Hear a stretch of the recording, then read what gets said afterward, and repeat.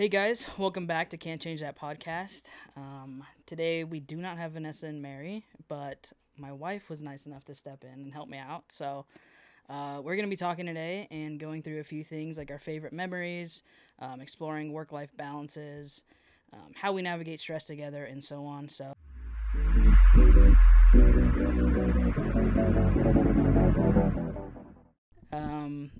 we'll start easy. We'll talk about our favorite memories of each Honestly, other. I think that one's the hardest one. Really? Yeah. Because there's so many good ones. Yeah. Yeah. See, I think one of my favorite, the memory that pops up for me is the very first trip that we took to Morro Bay. Yeah. That's like my all-time favorite memory of us. That's the one where I have my picture or my handprint in the sand. Yeah. And do you remember when we took that picture? And that was right after we just had a conversation about Papa being passed away and stuff. Yeah. And then inside that picture is like that blur, I don't know, blur like, or something. You're like, oh, there's Papa. Yeah, I remember that. And on that trip, I remember we like drove a different way than I would normally go or leave Morro Bay, and we went through Cayucas, and we saw this like weird like parking lot, and I was like, oh, I'm gonna park in here. It's not even like a parking lot. It's just like a random like dirt path. And we're like, well, okay. Yeah, let's just see where it goes. Like we weren't in any hurry to go home. And we parked there and we walked out, and it was just this cliff that looked over the ocean. And that day I pinpointed and I marked that location, and 9 months later I had proposed to you in the exact same spot. Oh. Yeah, he did. He dropped a pin to that location and said, future proposal spot. And I had no idea. Yeah. Yeah, it was cool. That's probably one of my favorite memories. And then after he proposed, he showed me that. And I was like, okay. Yeah. I made the right decision. I guess so. It was a little I don't have to tell him no in private because everybody was watching. No, but that is and funny. the internet. Yeah, yeah. But honestly, I'm going to talk about our proposal. Yeah. So when we got there, we were walking. We had already been to the spot a million times. So a million times. That's a lie. Twice. 2 times.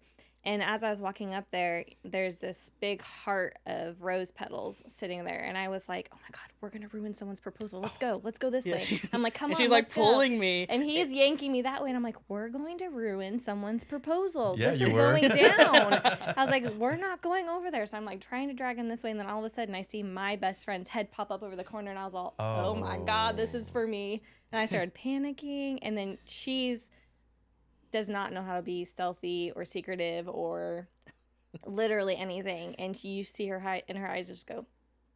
And she runs away and like goes back down into the cave. How they got down there, I don't know. I have no idea. Because where they were at, we're literally on a cliff. Yeah, it's literally a cliff. So they had to like walk halfway down like the cliff side and hide behind the rocks. There's nothing even there. They were like holding on to rocks the entire time. So, but yeah. Yeah. I thought we were ruining someone else's proposal. Nope, just yours. Yeah. Good thing I didn't ruin my own. Yeah, it's okay. She already knows that I was going to propose because she found the ring. I did. So. Okay. I don't know why. I do the laundry. And for some reason, he thought it would be a brilliant idea to hide it in laundry? Not just any drawer, but like it wasn't even like the sock. I think it was your sock drawer. Mm-hmm. I was folding his socks and I put it in the sock drawer and I'm like, oh, there's a box. And I didn't open it, didn't look at it. I sent him a text message and a picture and I said, I think you need to rehide this. So then I rehid it. Well. She found it again. I did. I found it again. He put it inside his boot. What's with the shoes and the feet, man? And I'm just like, okay. Yeah. And you would think that he will remember that he hid it there because he asked me to go get his boots because we were going to another event. I did not. Maybe that was another failed proposal. Yeah. Maybe it was. Maybe Yeah. Morro Bay was like Surprise. number 7. He's like, finally, the friend almost ruined it too. Yeah. So I was just like, all right, well, we got to rehide that one too. Yeah. So after that, I didn't find it again. Yeah. Where did you hide it after that? Do you remember? I actually don't remember where I put it, but you didn't find it again. I so. didn't find it again. No, I don't ever It find worked. anything anymore. Yeah. Even if I wanted to go looking, I probably wouldn't find it. No. Actually, I do know where your hiding spot is. Where? It's in the back nursery closet. There. Yeah.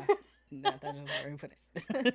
I only know because for Christmas last year, I was did. going in there and I cleaned out that closet and there was all of the shopping bags wadded up and thrown into the corner and I was like, yep. That's where I put them. That's where they go. Do you know where mine is? Yours is your side table underneath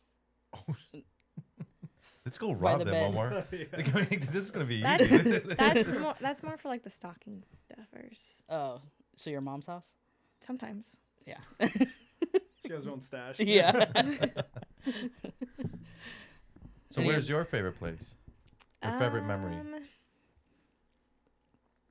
I am a big family person, so I think one of my favorites is when we took a trip to Arizona, and we decided to randomly try doing paddleboarding. Yeah. And so we were athletic when we were younger and in high school and all the things. So we're like, yeah, we got this.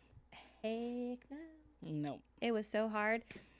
But it was so funny. And he wasn't even fazed by it. He was just out doing his own thing, stood up, paddling around just fine. I stood up and I went, bam, right into the water. Yeah, that was fun, though. That was probably one of my favorite trips, though. Yeah. Yeah. We rented a big house, and it was just very relaxed, very just go with the flow. We didn't really have to do much, but it was just kind of those spare of the moment, very candid. And I think that was like the first time that I spent a lot of time with your family. I think that's the first family That was the first trip family we trip went I went on. Yeah. So, yeah, it was kind of scary. Was Meeting it? everybody? Yeah. No, I've met them because they Well, we've all, known each other since high school, so. Yeah, they brought out Monopoly. Oh. Yeah. We are a very competitive family. I was like, I'll sell no. everything. Get me out of here. Yeah. My mom and I think it was 2-day game. Yeah. Yeah, my mom It and I was go pretty ham. intense. And then there's loans, and there's loan sharks, and people aren't paying debts. My Oh, mom is no. very competitive when it comes to Monopoly, yeah. And I think that's where I get it. Oh, yeah. Because my mom and I sat at that table. I think it was a 3-day. It was almost 3 days. 3 days we played that Monopoly game. The same game. This is a tournament or what? No, Nope, it's they just were- my mom and I were just going at it. Yeah, I was like, And- the first day I was like, okay. After a few hours, like, I'm But ready then when to get things done like and get get too out of heated, here. you're like, okay, we need a snack break, and then we stop playing for the rest of the Yeah. day because you have to keep, family relationships civil, core. civil while you're on Yeah. vacation. And it That's a gets good pretty memory. competitive. I like that. Yeah. Let's talk about exploring the balance of family and work. Okay, I struggle with that. you do. I do. I think since, I don't know, has this been since like we've gotten together that I've struggled with that, or since just like a higher attention job that I've struggled with that? I would probably say it's probably even before you and I got together. I think that you're just the type of person that is just you're just genuine. You wear your heart on your sleeve, and if someone asks you something, you're gonna say yes. And you, even when it's inconvenient for you, or when it's not something you want to do, or it's not even something you're necessarily comfortable with, but you're like, well, it's going to make them happy, so I'm going to do it, because you are an all-time people pleaser. Absolutely. Ooh. So And you accept it. That's perfect. he knows. I do know. Yeah. And And it's not necessarily always a bad thing. Like, that's one of the things that I love about him, that he would do anything for anybody at any given time. Even if it was 3 o'clock in the morning and someone called and says, hey, I need you to come pick me up, he'd be like, all right, I'm there. But it also creates the grounds for people to also take advantage of That's what I me. was saying. I'm like, this is perfect. Yeah. a lot we, of people. We know how to rob you. Now we know how to take your time. Hey, I need you to meet me at 3 in the morning. Yeah. Set an alarm. Yeah. 3 in the morning. And then call one you at person's 3. going to be at the house, the Yo, other person's man. meeting you. Yeah. That's so funny. But yeah, a lot of people, I think it's also hard from a wife's perspective, is like, I want to protect and be like, hey, like, you got to work on this boundary thing. And he's like, no, I got it. And you kind of have to take a step back. Like, he is his own being and he gets to do what he wants to do. And you just kind of like, you're not my child, so I'm not going to be like, no. Yeah. Like, you're going to have to go through those growing pains as an No? adult yourself. No. My girlfriend does that. No. She's like, hey, I'm sure I probably do it, but I Not try about really that. hard not to. But No, we have these things in our family. They're called executive decisions. And if there's something that we are very like dead set on, and it's like a no, and these rarely happen, but and like I asked her if I could go to Vegas with my cousin, and she's like, executive decision pulled, and no. sorry, Vince. And I was like, okay. pulled Yeah. that card, and I can't really do anything about it because I'm like, Because you're a people pleaser. yeah, whatever you want, honey. Yeah, I think it's just hard to watch people take advantage of your kindness. And it's hard to watch people know that that is something that is you and they do it to benefit themselves and themselves only. And then when it comes to the reverse side where he needs help or he needs someone to step in or drop something off to him instead of him going to go pick it up, it's always, not always, but most of the time it's, Not sorry, I reciprocated. can't. Yeah. And that bugs me so much that people do that. to Does he him. ever express that he's frustrated by that? No. No. Oh, no. He is not a conflict person. No, I At avoid all. conflict at all costs. I mean, I think not with you, but with other people. I think you avoid conflict with me. No, Yes, you do. I don't think so. Okay. I think I pick my battles, but I don't think I avoid conflict. I think you're not afraid to talk about things, but you're very closed off in the beginning until I'm like, would you just frickin' say something? And then I'm like, all right, here you You go. asked for it. You asked for it. Yeah. Yeah. Yeah. But yeah, I think I really struggle with the whole family work just because my work is a little bit demanding of time and Like, have a hard stop. Like, if it's a busy between 6 and 8 p.m., work till 8 p.m., but then don't work after that. Like, close your phone off. And he, even after I go to bed, I can hear him typing away in the office. It's midnight and he's still going. And I'm in the bedroom, like, cursing him off in my head because I'm like, this guy needs to freaking stop. But he just goes and goes and goes. And when we go on vacations, you guys, he doesn't take vacation. We go to Arizona, we go to Oregon, we go to Palm Springs, we go do these things and we have events planned, and he works the whole time, doesn't take time off. And while I get that there's reasons, like, naturally, and everyone feels this way, when you take a time off, like, nobody is going to do the job the way you do your job. Yeah. And so when you come back, things are not done, or they're not done the way that they need to be, or they didn't take as many precautions, or whatever everything the just scenario stacks is. up until I get there. Right. And then I have more stress when I get back. But But we've- burnout is a real thing. burnout is a real thing, and it has happened before at a previous job.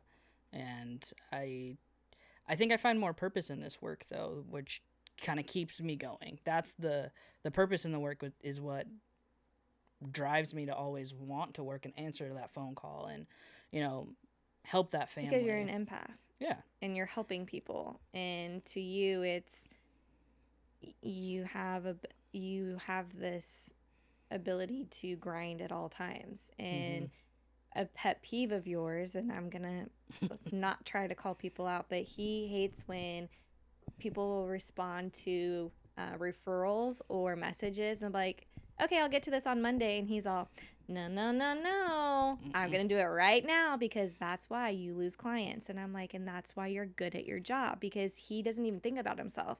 He doesn't think about anything else. It's just, how can I help that person? And again, it's a beautiful thing to see, but also, if you don't protect yourself and give yourself boundaries, how are you going to be there for those people? And how am I going to be there for you? Yeah. Yeah. I wasn't thinking about myself, but yeah. Yeah, I know. But going back to like the family and work part of it, I feel like I've done better trying to put a stop to my work at night. I mean, sometimes you even help me. Yeah. Which I appreciate. I feel like if I help you, it'll get done faster. But then it's like, great, one thing off my list, so now I can really do what I want to do. And then you start working on something else, and I'm like, okay. That's true. That's true. But I do, like, I hear you, and that is something that I really do struggle with. And I work hard because I want to take care of us, but also I really have a passion for what I do. But I'm lucky enough to have a wife that understands that. But I do understand that there have to be But you're boundaries. also a lucky individual who actually genuinely enjoys their job. Oh, yeah. There's not many people that actually enjoy their work. Like 99% of the population actually doesn't like their job. You guys enjoy your jobs, right? Oh, yeah. Oh, yeah. Good, you're that 1%. You're that 1%. But What's her balance like? well, for me, She's pretty good. She's pretty good at it. For me, it's also part of my job. Like, I am a substitute teacher, so I work 7 to 7:30 to 3:30, and then I come home and I, help clean the house or figuring out dinner or whatever it is, or helping him with things. But I'm also an athletic coach, so I coach cheer, and so there's also days that I don't get home until 7 o'clock, and on Fridays I'm out at games until 10, 11 o'clock, sometimes 1 or 2 in the morning if we're traveling away. And so for me, I know my limits and I know my shut-off time, and I don't have those extra grabs that I have to go for. Like, I don't have to prioritize a million and one people constantly for my job. It's my kids, and then when my kids are gone, I'm done.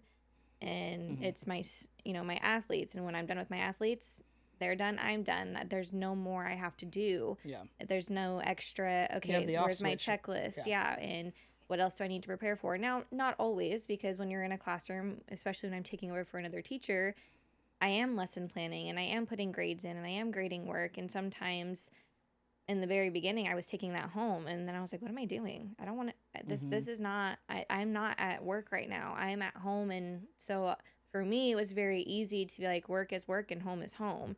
And I never had that struggle. Yeah. And so the only time it really probably plays into a role is just during football season. Yeah. But I think we know and we prepare for that. Right. But it's also the same thing, whereas for you, like, your work is 5 days a week, and well, in your case, 7 days a week, and all year long. Well, football season for me is 2 months out of 12. So it's a very short span in comparison to everything else. And yeah, I may not have the best work-life balance then, but it's temporary. Yeah. Whereas for him, it's not. Yeah. So for me, it is easier to be able to just shut off and I think I'm still learning to find a balance. I don't know if I ever will, though. Balance. Let's get into it. I don't know if I ever will. Is that okay? I think it's okay now. I think when kids are in the picture, it'll be a big difference. Yeah. It has to be. And I think that'll be something that you and I bicker about later in life. My ex used to say, do I need to make a case file with my name for you to remember that I exist? Right. So you're going through your file cabinet, you're like, oh yeah, I should contact her. Yeah. Because you're constantly thinking about your clients. Why don't I just become one of them? Well, yeah. It didn't work out. I wanted to get there, but we hit moments like that. We have hit a roommate stage in our marriage, which is something that so many people go through in life, and nobody talks about it because it's got this like beware sign on it that being a roommate in your marriage is necessarily like, it's like, well, I also think that people put everything good on social media about their relationships. For sure. No. Yeah, and you're never going to see the bad, but I'm sure a lot of people go through that. Yeah, and I'm a very private person, so when we do have things going on, it's like between our walls and our house. And in the beginning, it wasn't that way for him. He had no problem being open about it or talking to people about it. Because that's what he does for a living. Right. Yes, but I also think that's the way he was raised. And so that was hard in the beginning for me to be like, don't do that. Yeah, I think the blending of families was really hard for me because I'll admit I'm a mama's boy. And my mom, it was just me, my mom, and my sister for a really long time. Yeah. And I didn't quite understand when of course I love you and I wanted to marry, we got married and I love our life. But at the time I didn't understand, like, oh, I'm creating my own family. This is completely separate from my mom. Right. This is my domain, and this is what I have to protect and take care of. Yeah. And yeah, there may be things where, we do go a lot over to her family's house. We are closer to them than as much as we see my family. But But I think a part of that too is that my family, in my opinion, my family makes more of an effort to have that interactive relationship with us than your family does. And so my parents reach out to us and say, hey, we're thinking about doing this. Is that something you might be interested in? Mm-hmm. Or, hey, do you guys want to come over on Sundays for family dinners? And that's just something we've established. So Sundays we go over there and we have dinner with everybody. And they are like, both of our families will be like, hey, let's go on a trip to X, Y, and Z. Where the difference is that with my family, we actually put it into motion. We actually do it. Whereas for his family, we talk about it. It stops at it's a great idea, and then basically. Nobody wants to do anything about it. Yeah. And there's this one thing that was always really hard for me, and it's still hard for me to this day, is that I don't really have an actual relationship with really anybody on his side of the family. Like his sisters, like when you think of like a dynamic of being an in-law, and for the both of us, an in-law for me is very different compared to him being an in-law, where I don't have an actual like mother-in-law relationship with either of my mother-in-laws. Mm-hmm. Technically, I have 3. Yeah. 3 mother-in-laws? Technically, on his side of the family. Yeah. So my mom that raised me is technically my stepmom. Divorced my dad. He's now married to somebody else, which is now by marriage, my mother-in-law. And then my birth mom is also my mother-in-law. mother-in-law. She's in the picture as well. Yes. Yes. And you have a relationship with neither of them? I have a relationship with all of them. I would say that I would just say you guys aren't close. Yeah. Yeah. His stepmom, or whom he calls mom, well, he calls them all mom, but for the purpose of this conversation, stepmom, her and I had a very, very, very, very, very rough relationship in the very beginning. It was very toxic. It was very unhealthy. It was very complicated. It was very hard. And for his birth mom, it was very easy. It was very natural. It was very welcoming. And not that we're necessarily close by any means, but there was never tension. There was never competition. There was never anything negative there. Mm-hmm. Now, granted, sometimes she does her own thing and we don't always agree with that, but that's, life. And so we'll go without talking for a while, and that is what it is. But then the third mother-in-law, I mean, she's just very new into the picture, and we've only ever been around her, twice? Yeah. And so it's very, very infant stage of getting a relationship. Know her. Like, I don't really even know her too well. Yeah, and so there's nothing necessarily wrong or bad about that relationship. It just hasn't had the opportunity to be built into anything. Yeah, and yet. I think the difference is your mom and dad really tried to have a relationship with me separate from you. Right. Other than just, oh, this is my daughter's husband. Right. It's like, no, this is my son-in-law. I want to get to know him. Me and my father-in-law, we go golfing all the time. Mm-hmm. They go to lunches. They go to movies together. Yeah. Your mom calls me all the time for recipes, or I'm calling her for recipes. He will go and have lunch with my mom or bring her coffee any day of the week just because. And I'm like, he loves collecting moms. I'm just here. I know, right? Blending families, as far as like me blending with her family, was very, very easy. Well, and you made a good point too, is my parents treat you more than just, oh, that's my daughter's husband. Mm-hmm. Whereas for me, I kind of just stop at, oh, that's my son's wife. And mm-hmm. that's kind of just where it's at. We don't go out to lunch. We don't do hobbies together. We don't go out of our way to spend time with each other. I have made kind of those efforts, and I've tried to be like, hey, let's go out to lunch, and it's never like really gone anywhere. Yeah. And I do wish we had that, because sometimes I do feel like when we're all together, I almost feel out of place. Like we don't have those memories to talk about, or like, oh, do you remember that one time when this happened? Or it just feels like I'm just like a little shadow in the family and not a part of the family, if that makes sense. And that makes sense as to why we don't spend a lot of time with the family either, because you've expressed that to me, and I don't want you to be in that situation and not feel wanted there or seen there. And I've even like had conversations where I'm like, hey, like I'd really like for you to make more of an effort to spend more time with Morgan or go to lunches, and yeah, we'll do that. Mm-hmm. But nothing's ever really came into fruition with that. So, but I don't know. Is that normal? Is blending families like that? I think you guys. Someone tell us. You guys. Have so yeah, comment family. if you can. You guys have different types of families though, because your mom and dad are together. My biological parents are not together. Oh no. No, yeah, my biological dad is in Oregon. Yeah. And we have a unique relationship.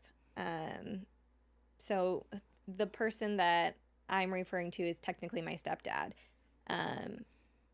But he's been my main father figure, and so he will always be my dad. But there's at least a grounding point. There's mom and stepdad/dad. Mm-hmm. So that's where he would go. That's his home beacon. But then with you, you're like, where's his home beacon? Because he's got this mother, that mother, this mother. His primary for sure is his stepmom, 100%. And but stepmom's not with his dad anymore. No. His stepmom with another. No. So you know what I mean? There's not that. Right. There's not like, that. Like, hey, we're image. a couple. Let's go hang out. So the other day or last night, I was hanging out with my mom and dad and my girlfriend. Her mom and dad are not together, so we don't have those memories. There's not that memory's not to have because it doesn't exist. Mm-hmm. Yeah.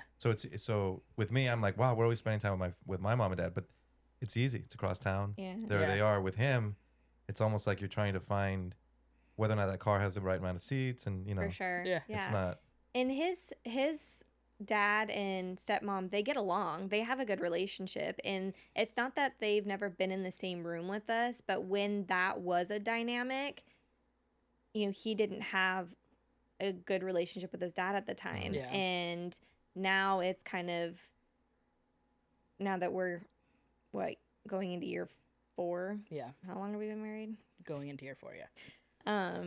Now that we're in year 4 of marriage, it's kind of like, it almost feels like your family's like really just like backed off. Like nobody texts, no one calls, no one shows up anymore. Mm-hmm. It's really just.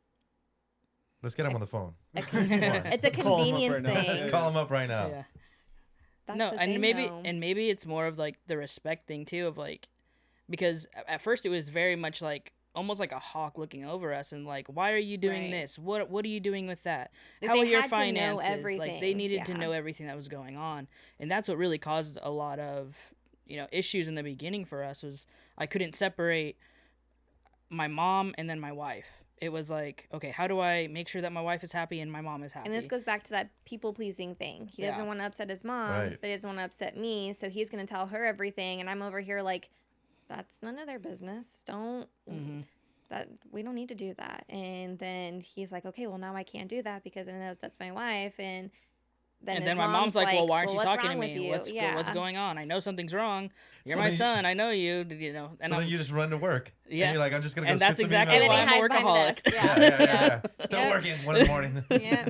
Dealing with other people's life problems. Yeah. Not my own. Just everyone else's. Make a case file for yourself. Make one for her. Yeah. Every now and then you're like, Joseph, what's this guy's problem? Yeah. I don't even want to open that one. That guy's got problems. Yeah. Goes to the very bottom of the desk. Yeah. Blending families was very interesting for us. It's still interesting.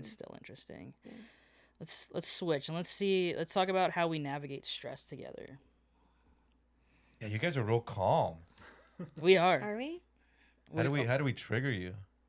Let's see it in real motion. Try to do corruption. Like what pisses you off, Drivers. Drivers. Yeah. She can't stand bad drivers. I hate bad drivers. Like when someone like is merging and they don't use their blinker, and I'm that person that's over there like, you have a fucking blinker for a reason. And I'm on the phone with him and he just is chuckling. Like not even just casually, like he's full on chuckling because he thinks it's so funny. But yeah, I don't like bad I'm drivers. with you. There's a lot of bad mergers. Oh. Yeah. My girlfriend calls me the merge police. That's what I'm gonna start calling He's you. awful. For merging? No, not necessarily merging. I can't stand when my husband drives. She will not let me drive. I'll be like, I'll grab the keys and she goes, I'm driving, and I'm like, all right. She cannot He stand it. drives like I drive an 80-year-old safe. grandpa. I drive safe. He Right drives lane. like an Right lane. 80-year-old. 65 miles per Do hour. you turn your turn signal off, or you just leave it on for a He while? leaves it on. I leave it on sometimes. He leaves it on. Not on purpose, And 'cause I he's the forget. person. This is one of my biggest pet peeves about his driving. He will drive in the middle. He'll drive in the middle lane. Oh. In the middle lane, and he will approach this car who's going slow as a frickin' snail. Just on the freeway. Both lanes are wide open, and I'm just looking at him, and he's happy as a clam, just doing his thing. And I'm like, "There's 2 other lanes. I know." Still going. I'm just And not in a hurry to can get you anywhere. Get into one of the 2 lanes. Like, this guy's not even going the speed limit. Oh my gosh. Puts his blinker on, gets over, and his blinker's going click, click, click, click. And I'm like, can you turn your blinker off? He's awful. He does it all the time. Yeah, so she doesn't let me drive. It's not that I don't let you drive. I just prefer my driving. Okay. How do you guys deal with stress within your relationship? I avoid it. No. Clearly. I think you're it more varies. vocal Oh, yeah. about it. You'll let me know, like, hey, I'm not happy about this. I'm like, For okay. me, it's kind of like nobody likes confrontation. Let's be real. No one really likes confrontation. For me, I think that's the difference between us and confrontation is I will have it when it's necessary and when there's a reason that's deeper than something like petty. Whereas for him, he'll just avoid it overall until it boils so high that he explodes. So for me, when I'm stressed, we've tried lots of things in our marriage. We've done the whole percentage thing, like, hey, I'm checking in. I'm at like 50% today. Where are you at? Sometimes he's like, well, I'm at 80. And I'm like, great. So what's that, 10, 20, 30%, whatever it is that we can let go of that we're not going to get done today because we're not at 100%. And so we're not going to accomplish 100% of what we want to accomplish today. We don't have the human power for it. And for a while it worked, but it was complicated too to be able to have those moments to check in about where we were at because there's so much happening and we're not always together. Sometimes I'm leaving when he's getting home and vice versa. So there was really no grounds to be able to have those things. And I think it was really hard too because I was traveling a lot for work. So yeah. I'd be home one night, gone the next 2, back home, weekend, Monday I was gone again. Yeah. So the traveling really didn't help when we started doing that to make it a long-term thing either. Yeah. Did you feel like that helped us? Or the percentage, being able to check in and say, hey, this is where I'm at? Or do you feel like we do a better job at that now without that? I think we do a better job with it now. I don't think necessarily voicing what percentage we're at really matters anymore. I think we kind of know our cues now. But it was helpful getting to that point to be able to understand each other's cues. I'm very expressive when I'm stressed or overwhelmed, whereas he kind of shuts down. And so for me, I think one of the biggest telltale signs is I start like rapid fire going all over the place. Like, I'm like, oh my gosh, this just need to be done. It's like an ADHD moment for me. It's like, oh my God, this just need to be done. Oh my gosh, I haven't vacuumed today. Oh my gosh, I still have laundry to do. And I'm just like bouncing all over the place. And like the thing that triggered her had nothing to do with any of that. No. Yeah. Yeah. And most of the time, if I'm being so for real, I don't even know what triggered it. Yeah. I just like she'll come out of the bedroom and she'll be like, why is this house so dirty? And I'm like, she mad. What?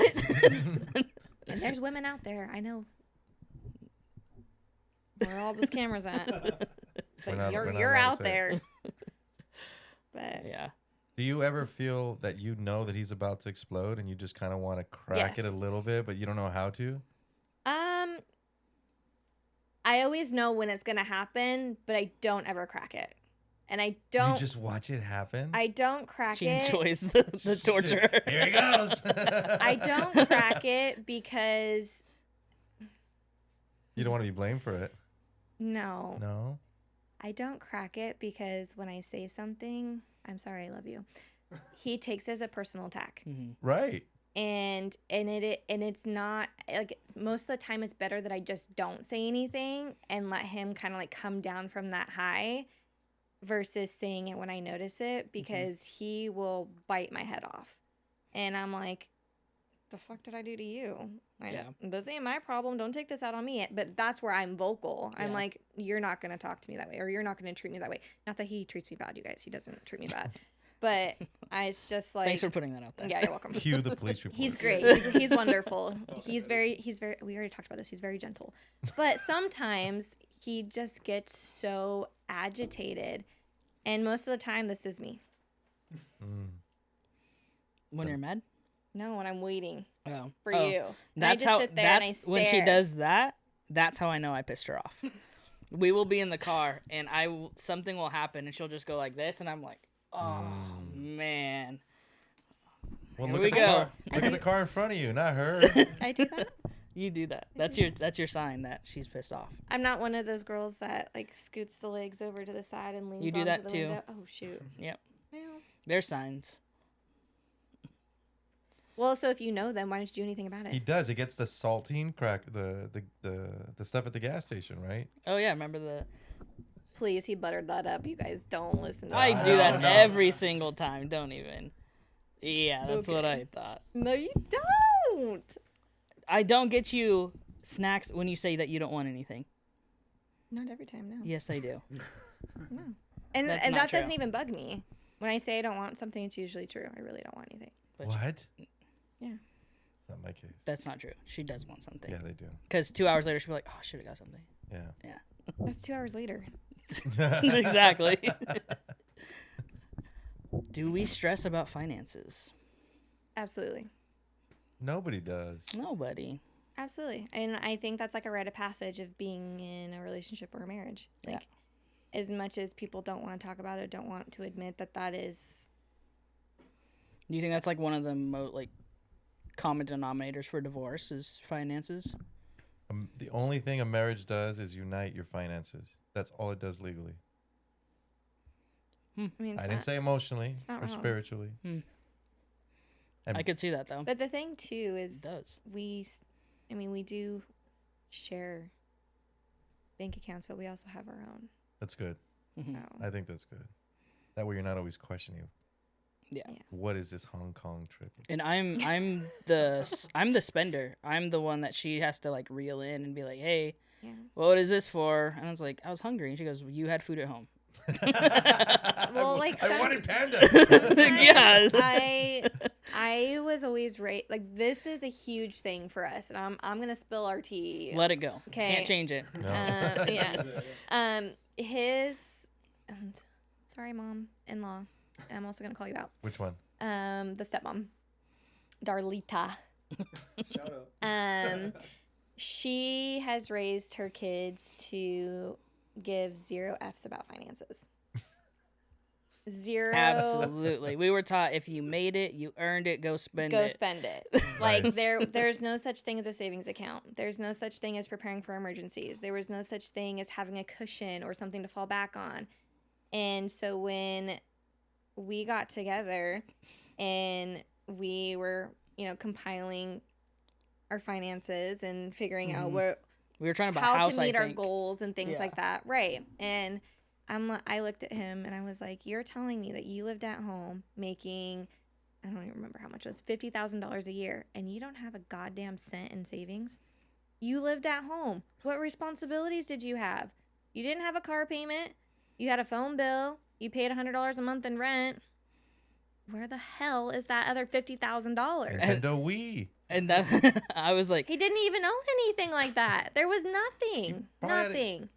Good meals. You Yep, probably that's had good exactly- times But with you know, friends, It was yep, food, every time we entertainment, FaceTimed trips. or every time we talked on the phone, Carl's Jr., Panda, Jack and the Crack. He's having fun in life.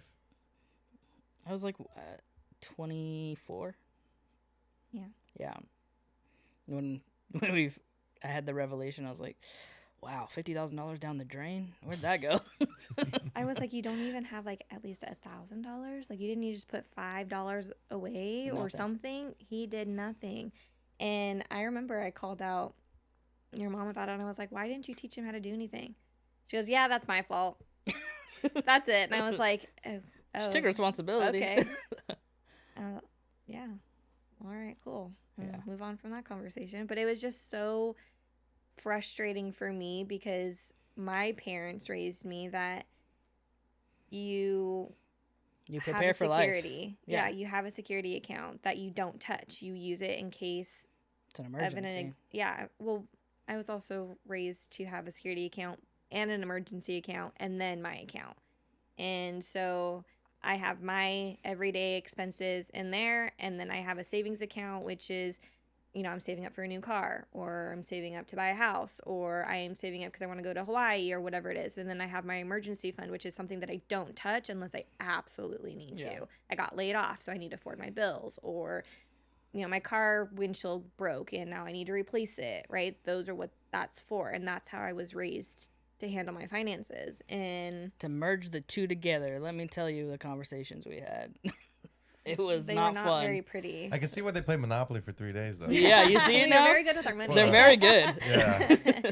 Yeah, so... But I think that's where your parents kind of came into the picture, because I never had the financial structure that they did or that you did. Yeah. And, your dad really stepped in and was like, hey, like, if you want help with this, I'll help you. Like, I want to make sure you guys are, financially ready for your futures, and making sure that if anything were to happen to either of us, we would be able to take care of what we needed to.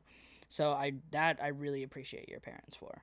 Yeah. I didn't have that. Well, and my dad, context my stepdad, he is a very he plans. Like he is, what are they, like those doomsday preppers kind of people? Like, that's how he is with finances. Like, he is, you have a car payment, great. You have 2 car payments because you're paying double that payment, because that's just how he is. Mm-hmm. And he's also the type of person that's like, if you can't afford to pay it in cash, don't buy it.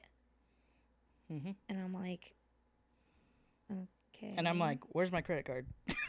That was probably one of the biggest arguments we had with finances and managing finances, is that he had a credit card and he would just swipe that sucker. And one time I got the statement in the mail.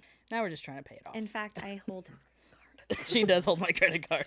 Not because I took it. He put it in my wallet. I gave it to her. I was like, I can't control myself. Take it. Yeah, so it just sits in there. That's good. You know that you're just an addict. Yeah. That's good. Not that he doesn't, have access to my wallet and or, carry it around for me. Yeah. 80% of the time. But yeah, that was hard for us in the very beginning. And I think now we went through the growing pains of how to figure out our finances, and now we have a better understanding or an idea of what we want our finances to look like and what works for us. And so many people can feed you all of these, this is what you need to be doing, this is how you need to do it, this is, you don't do that. And it's like, while I respect that advice, what works for you doesn't necessarily work for me or the next person. Right. So it's kind of like picking and choosing. We just had to figure it out, what worked. Right. Like what is going to be beneficial for us and how we're going to organize that. I think in the 3 years, I'd say, of marriage, I feel like we've gone through a lot that maybe some couples probably haven't gone through, which was a lot of... At least not all at once. Not so early. And I think it was maybe even like the first year, maybe first and second, where we lost a child. Mm-hmm. We struggled financially. And then IVF and bills coming with that. Yeah. And then also wanting to have a family so bad, but it not happening. Well, I think anybody who loses a child grief is weird. Grief is hard, and it's not the same for anybody. So, and I'm just going to say this because there are so many people out there who experience infancy loss while pregnant, and so many people look at them and be like, who cares, you never met the child? Mm-hmm. But it was still your child. Like, I still grew a baby. And you guys planned for it. Mm-hmm. Yeah. It's part of your relationship. And it's something that we had to go through a whole nother experience even to be able to achieve. Yeah. And so when you find out that you're pregnant, for me, it was like the love for that child at that moment was so much greater than if I hadn't had to go through all those hoops to get there. So... yeah. Don't, anyone who has had a miscarriage, do not let anyone downgrade your child. They existed, they were real, and they are worth the love. Yeah. I think that was really hard, is like after it was a lot of, some comments being, oh, like just try again, or like Stop trying, like almost trying to diminish that we had lost a child. Like it was just get back on the bike. Yeah. And I'm like, it's not really how that works. Or the comments where it's like, stop thinking about it or stop worrying about it. Well, you can't worry about it. Yeah, it'll just happen. And I'm like, people also have to understand that not everybody's journey to parenthood is the same or looks the same. Some people do have, health things that get in the way of that, or do need help from doctors to be able to do that. And I think some people tend to be insensitive to people trying to grow their families. And I don't think it's ever, I can't say ever, because there are people out there who are just mean and cruel, but I don't think people do it intentionally to be mean or to be insensitive. I don't think that that's their goal. It's just when other people haven't experienced that side of infertility or needing assistance getting pregnant or whatever that situation is, for whatever the situation that couple is having. If you haven't experienced it, you don't know. Yeah. So that was definitely a journey. When we got together, we definitely knew we wanted kids. Yeah. One of the first conversations we had was really like, I told you like I wanted to adopt, and you agreed. You're like, I've always wanted to adopt as well. So that was something that we really connected on as well. As like, okay, like we'll try to have our own kid, and then as time goes on, we go down the adoption route. Right. And then when we couldn't have our own kid, IVF started, and that was a lot crazier than I thought it was gonna be. Right. I commend anybody that goes through any IVF procedure cycles on both sides, the husband and the wife. It's I think it's brutal. hard for, I mean, I don't mean to speak for you, but I feel like it was harder for you in a different perspective than it was for me, because you had to watch me go through all of these moments that I had absolutely no control of, and think of the lack of control that I had in that situation. You had even less control over that was hard.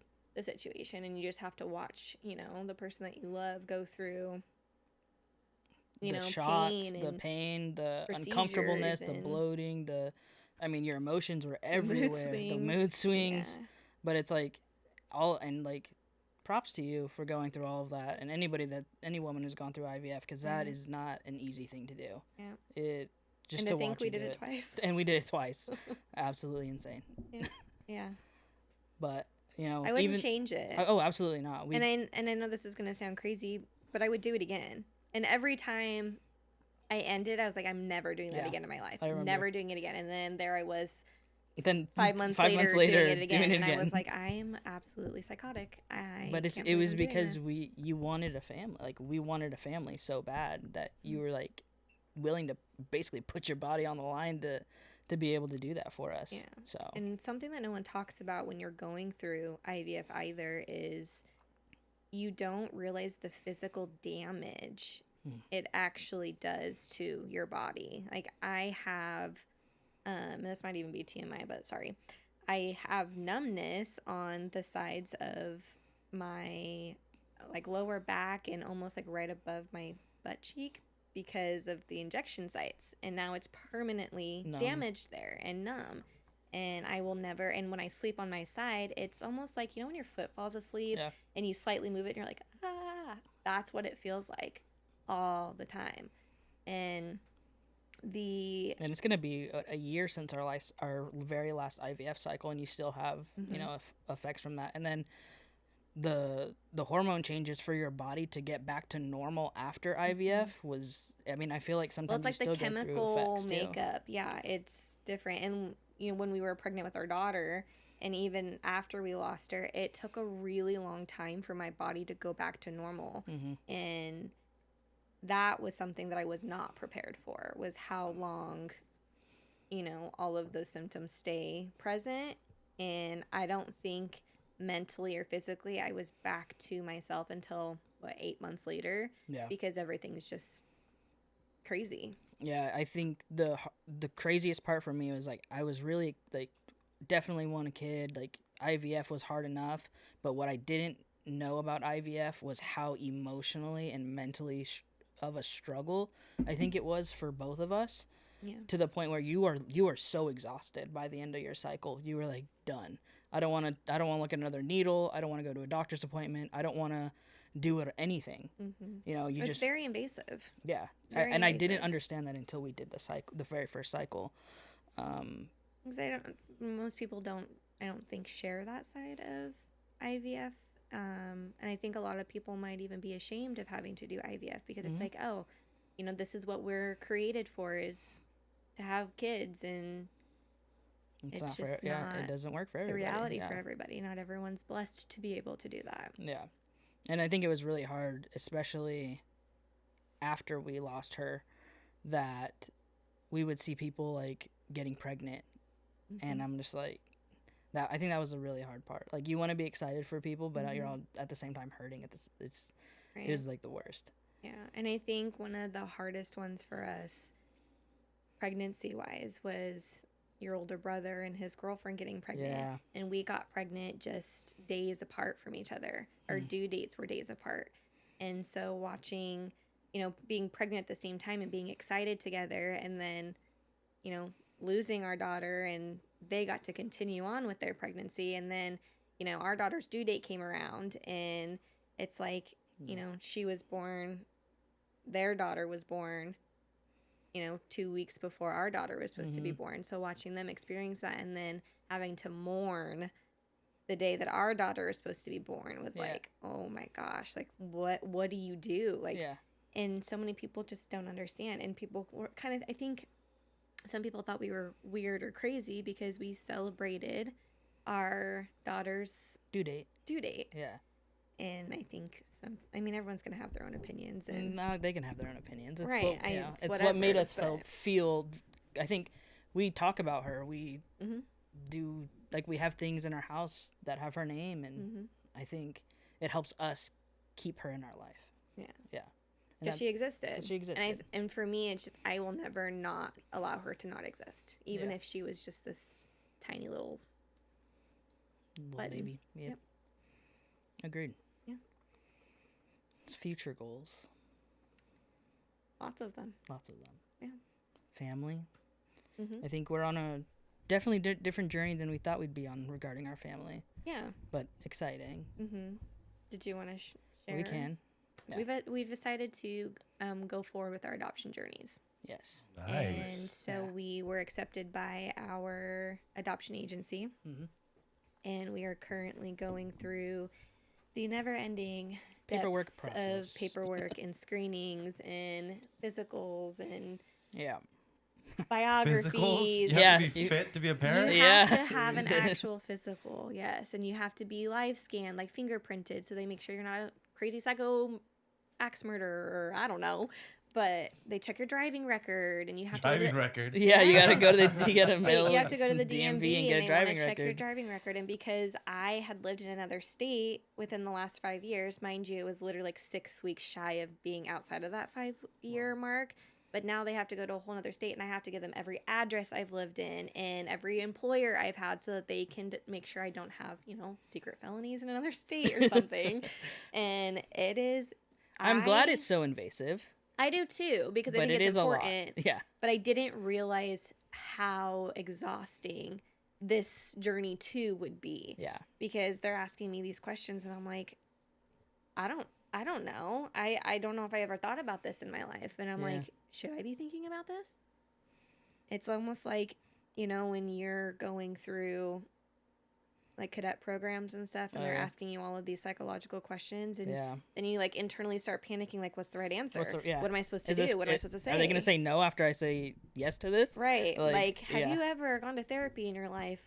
No. Yeah, I have. Most people should have been in therapy in their life. They want to know if you've been in therapy? Yeah. Oh, yeah. Yeah. Yep. They want to know it and why you went to therapy. Was it because you were depressed? Was it because of anxiety?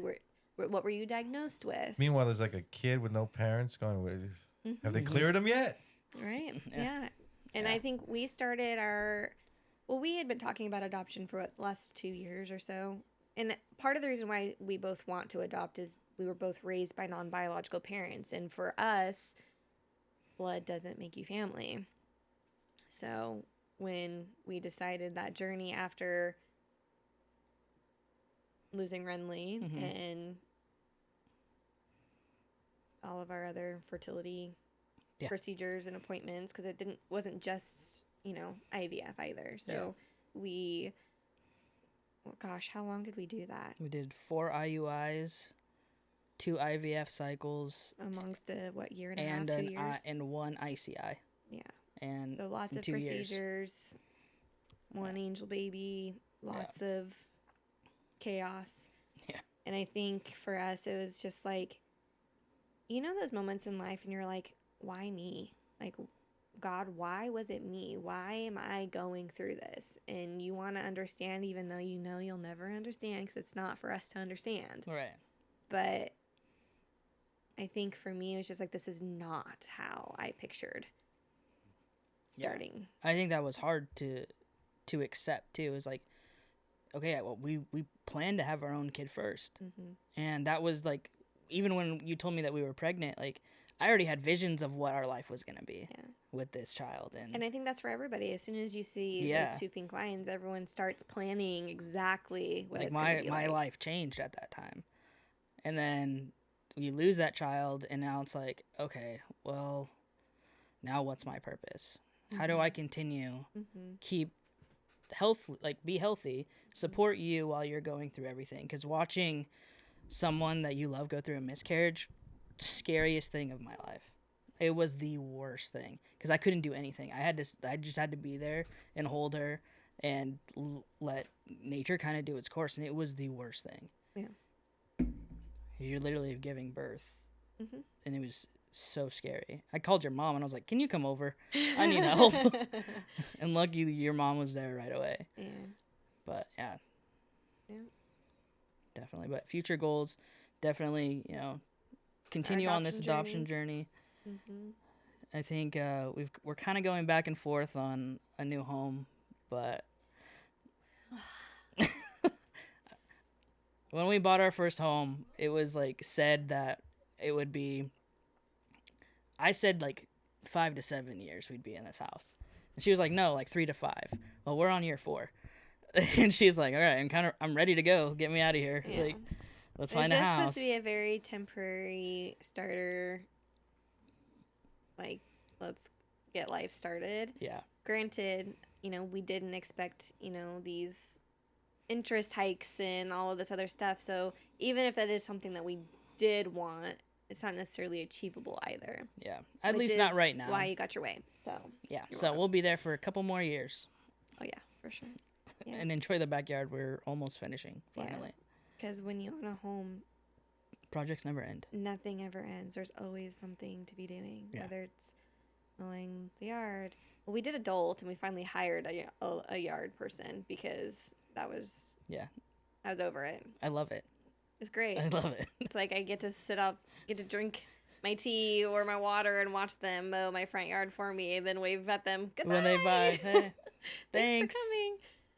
But yeah, so home, family. Yeah, I mean, I'm pretty content with my career at the time.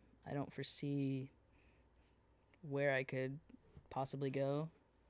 I think you've always had your career established, where for me, it's like, I think I know what I want to do, and then I do it, and then I'm like, oh my God, I don't want to do this. Mm-hmm. We're very opposite when it comes to our work dynamics. I think we're very opposite in a lot of ways. Yeah, we are. And it works.